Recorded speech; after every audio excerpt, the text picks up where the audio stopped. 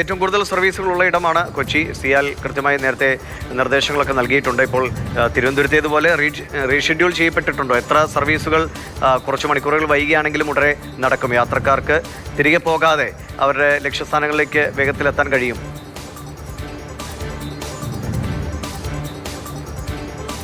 ദിവിഷ്, തിരുവനന്തപുരത്തെ പോലെയല്ല കൊച്ചിയിലെ സാഹചര്യം.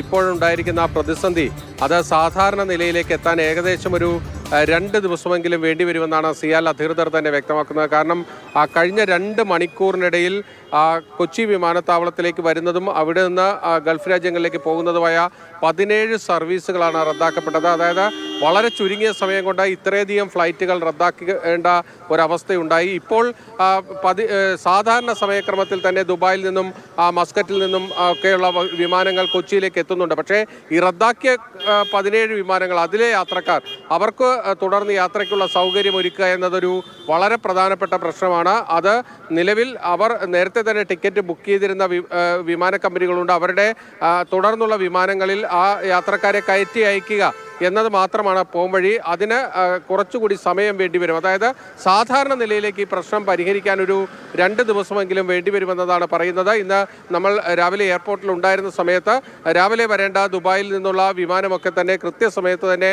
കൊച്ചിയിൽ ഇറങ്ങുകയും ഒക്കെ തന്നെ ചെയ്തു. അതിലെ യാത്രക്കാരൊക്കെ തന്നെ അവർക്ക് മറ്റ് ബുദ്ധിമുട്ടുകളൊന്നും ഉണ്ടായില്ല എന്നാണ് പറയുന്നത്. അതായത് ഇന്നലെ ഇറാൻ ഖത്തറിനെ ആക്രമിച്ച ആ ഒരു ഘട്ടത്തിൽ വ്യോമപാതകൾ അടച്ച സമയത്ത് ഇങ്ങോട്ടേക്കും അങ്ങോട്ടേക്കും പോകേണ്ട വിമാനങ്ങൾ, ആ സർവീസുകളെയാണ് സാരമായി ബാധിച്ചിരിക്കുന്നത്. ഇന്ന് രാവിലെ ദുബായിൽ നിന്ന് കൊച്ചിയിലേക്ക് വരുന്ന വിമാനങ്ങളൊക്കെ തന്നെ സമയക്രമം പാലിക്കുകയാണ് ഉണ്ടായിരിക്കുന്നത്. അതോടൊപ്പം തന്നെ പുലർച്ചെ വരേണ്ടിയിരുന്ന ചില വിമാനങ്ങൾ 11 മണിക്ക് ശേഷം കൊച്ചിയിൽ ഇറങ്ങുമെന്നും അറിയിച്ചിട്ടുണ്ട്. എന്തായാലും കൊച്ചി വിമാനത്താവളത്തിൽ എല്ലാ സജ്ജീകരണങ്ങളും ഇന്നലെ രാത്രി തന്നെ ഏർപ്പെടുത്തിയിരുന്നു. യാത്രക്കാർക്ക് ബുദ്ധിമുട്ടുകൾ ഒഴിവാക്കാനുള്ള ക്രമീകരണങ്ങൾ ഏർപ്പെടുത്തിയിരുന്നു. സിയാൽ അധികൃതർ ഒരു വാർത്താക്കുറിപ്പ് പുറത്തിറക്കിയിട്ടുണ്ട്. അതുപ്രകാരം യാത്രക്കാരെല്ലാം തന്നെ അവരുടെ യാത്രയ്ക്ക് മുൻപായി വിമാന കമ്പനികളുമായും സിയാലുമായും ബന്ധപ്പെട്ട ശേഷം മാത്രമേ എത്താവൂ എന്ന് അറിയിച്ചിട്ടുണ്ട്. കാരണം വിമാന സമയക്രമങ്ങളിലൊക്കെ തന്നെ വലിയ മാറ്റങ്ങളുണ്ട്. അത് കൂടി പരിശോധിച്ച് കൂടുതൽ ബുദ്ധിമുട്ടുകൾ ഒഴിവാക്കണമെന്ന അഭ്യർത്ഥന സിയാലിന്റെ ഭാഗത്ത് നിന്ന് വരികയും ചെയ്തിട്ടുണ്ട്. ദിവിഷ്, ശരി. ബെന്നിലാണ് കൊച്ചിയിൽ നിന്നുള്ള വിവരങ്ങൾ നൽകിയത്. കോഴിക്കോട് നിന്ന് ഇംതിയാസ് കരീം കൂടി നമ്മളോടൊപ്പം ചേരുന്നുണ്ട്. ഇംതിയാസ്, പ്രവാസികൾ വലിയ ആശങ്കയോട് കൂടി നോക്കി കാണുന്ന ഒന്നാണ്. അങ്ങോട്ടും ഇങ്ങോട്ടുമുള്ള യാത്രകൾ അവനവന്റെ ജീവിതവുമായി ബന്ധപ്പെട്ട കാര്യങ്ങളൊക്കെ തന്നെയാണ്. പല കാര്യങ്ങൾക്ക് വിഘാതമുണ്ടാകുന്ന സമയത്തുണ്ടാകുന്ന പ്രശ്നങ്ങളും പലതാണ്. എങ്ങനെയാണ് യാത്രക്കാരുടെയൊക്കെ പ്രതികരണങ്ങൾ? മധു, സജി, ദിവിഷ് മണി, കരിപ്പൂർ വിമാനത്താവളം കുറെ കൂടെയൊക്കെ ഗൾഫ് മേഖലയിലേക്കൊക്കെ പോവാൻ ആളുകൾ ഉപയോഗിക്കുന്ന ഒരു വിമാനത്താവളമാണ് കരിപ്പൂർ വിമാനത്താവളം എന്ന് പറയുന്നത്.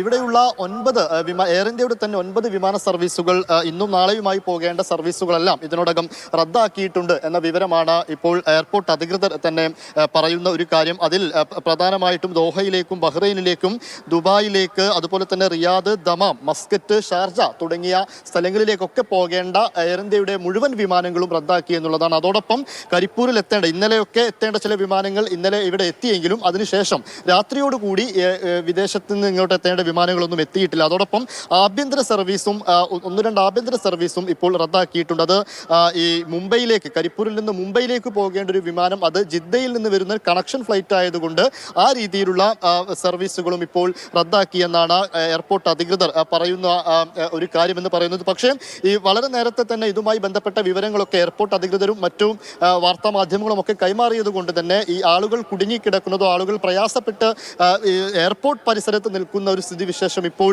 ഇല്ല എന്ന് തന്നെ നമുക്ക് വേണമെങ്കിൽ പറയാം. കാരണം എയർ ഇന്ത്യ ആകട്ടെ എല്ലാ വിമാന സർവീസുകളും അതാത് നിർദ്ദേശങ്ങൾ കൃത്യമായിട്ട് യുദ്ധത്തിന്റെ സാഹചര്യമൊക്കെ അറിയിക്കുന്ന നിർദ്ദേശങ്ങൾ കൊടുത്തിട്ടുണ്ട്. അതോടൊപ്പം ഇനി എങ്ങനെയായിരിക്കാം ഫ്ലൈറ്റ് ഇനി റീചാർജ് ചെയ്യുക, അതിൻ്റെ പുതിയ സമയക്രമം എങ്ങനെയാണ് എന്നുള്ള കാര്യങ്ങളിലൊക്കെ ഉള്ള തീരുമാനങ്ങൾ എടുത്ത് അത് അറിയിക്കുമെന്നും എയർപോർട്ട് അധികൃതർ തന്നെ പറയുന്നുണ്ട്. അതോടൊപ്പം ഈ എയർപോർട്ട് അധികൃതരുടെ ഭാഗത്ത് നിന്ന് ഒരു പ്രത്യേക ഒരു വാട്സപ്പ് ഗ്രൂപ്പ് തന്നെ ഉണ്ടാക്കിയിട്ടുണ്ട്.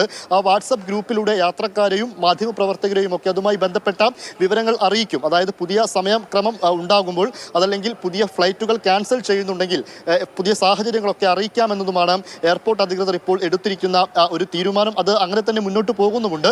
എന്തായാലും കരിപ്പൂരിലെ സ്ഥിതി അങ്ങനെയാണ്. അതോടൊപ്പം ചില വിമാനങ്ങൾ, അത് യുദ്ധവുമായി ബന്ധപ്പെട്ടതല്ല, അത് കാലാവസ്ഥാ പ്രശ്നം കാരണം ചില ആഭ്യന്തര സർവീസുകൾ ആ രീതിയിലും റദ്ദ് ചെയ്യപ്പെട്ടിട്ടുണ്ട്. മധു, സജി.